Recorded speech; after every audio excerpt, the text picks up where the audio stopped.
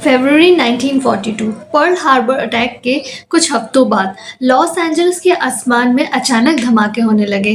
पर शॉकिंग बात यह है कि वहाँ कोई दुश्मन नहीं था। पर अगर कोई दुश्मन नहीं था तो आर्मी अटैक किस पे कर रही थी? 24 फरवरी की रात रेडार ने समुद्र के पास एक अननोन ऑब्जेक्ट डिटेक्ट किया। उस वक्त पूरा अमेरिका ऑलरेडी डरा हुआ था क्योंकि अटैक ऑफ पर्ल हार्बर हो चुका था।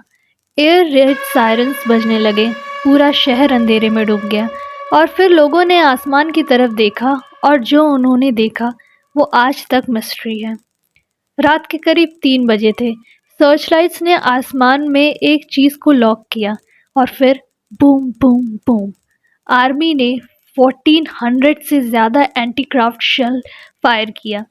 लोगों ने बताया एक ग्लोइंग ऑब्जेक्ट आसमान में था।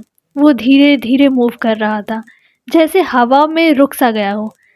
सबसे अजीब बात, इतनी फायरिंग के बाद भी वो ऑब्जेक्ट गिरा नहीं।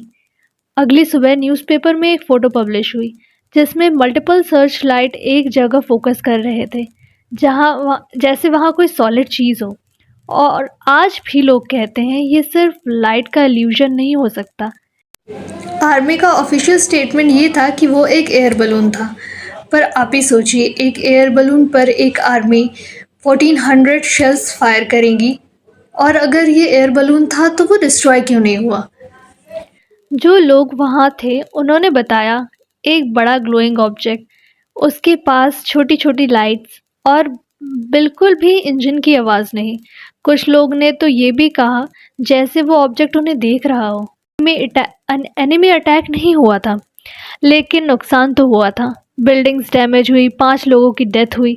और ये सिर्फ उस ऑब्जेक्ट की वजह से नहीं, बट पैनिक और एक्सीडेंट की वजह से।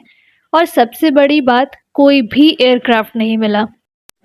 तो ये था बैटल ऑफ लॉस एंजलिस, एक ऐसी मिस्ट्री जहां एक पूरा शहर वॉर में चला गया, एक ऐसी चीज़ के खिलाफ जिसकी पहचान कभी हुई ही नहीं।